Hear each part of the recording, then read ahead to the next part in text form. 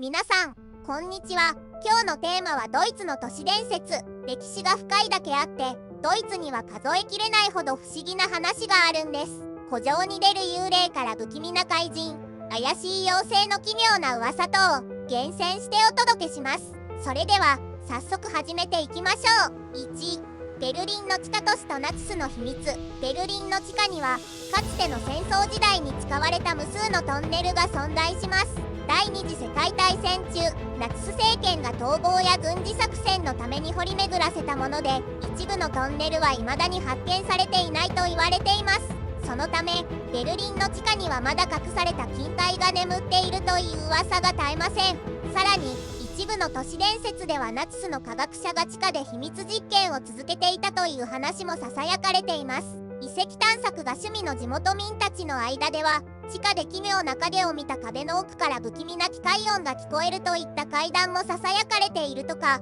スリル好きにはたまりませんが、地下探索は命がけの冒険になりそうですね。2、黒い森シュバルツバルトの怪しい妖精と呪われた泉。黒い森シュバルツバルトといえば、ドイツ南部の名所ですが、その美しい景観の裏には不気味な伝承がたくさんあります。中でも有名なのが、泉の水を飲むと一生呪われるという噂。ある村の伝承によると、かつて泉に住んでいた妖精が恋人に裏切られ、それ以来、彼女の悲しみが泉の水を呪いに変えたのだとか。また、黒い森の奥地では夜に森を歩くと妖精に連れて行かれるという言い伝えもあります。妖精といっても、日本のイメージする可愛い存在ではなく、どちらかというと悪意を持った存在。現地の人は、夜に森に入ることを極力避けるそうです。うっかりキャンプにでも行ったらもう帰ってこれないかも。3、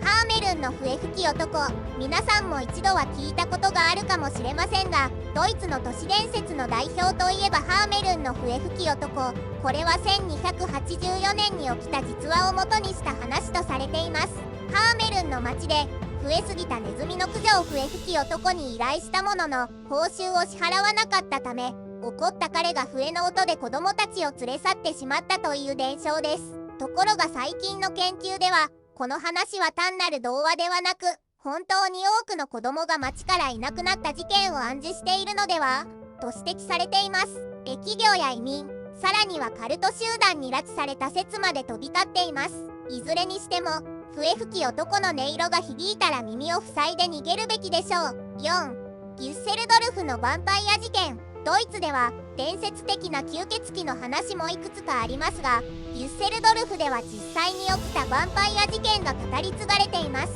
1930年代、連続殺人鬼ペーター・キュルテンが自らをデュッセルドルフの吸血鬼と名乗り、被害者の血を飲んでいたと証言したことで、この都市伝説は生まれました。彼は最終的に逮捕されましたが、彼が語った話の中には人間の血を飲むと特殊な力を得られるという不気味な主張もあり、裁判でも多くの人々を震え上がらせました。この事件は後に多くのホラー作品のインスピレーションにもなっています。現代のデュッセルドルフでもハロウィンの時期にはヴァンパイアウォークというイベントが行われ、伝説を楽しむ文化が根付いているのも面白いですね。5、バルトブルク城の悪魔の階段。バルトブルク城はドイツの世界遺産としても有名ですが、その城内には悪魔の階段と呼ばれる場所があります。伝説によると、中世のある晩、城主が悪魔と取引をしてしまい、その代償として城内の階段が呪われたと言われています。